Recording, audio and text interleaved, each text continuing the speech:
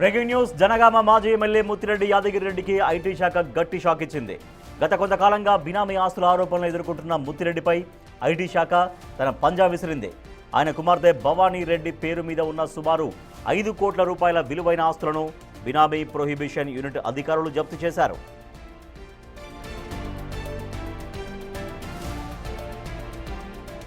జనగామ సిద్దిపేట జిల్లాల పరిధిలోని 2424 గజాల స్థలాన్ని ఐటీ శాఖ స్వాధీనం చేసుకుంది.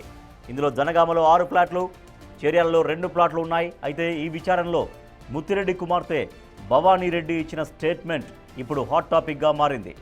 ఆ ఆస్తులకు సంబంధించి తనకేమీ తెలియదని, తండ్రి చెబితేనే తాను సంతకాలు చేశానని ఆమె అధికారులకు స్పష్టం చేశారు.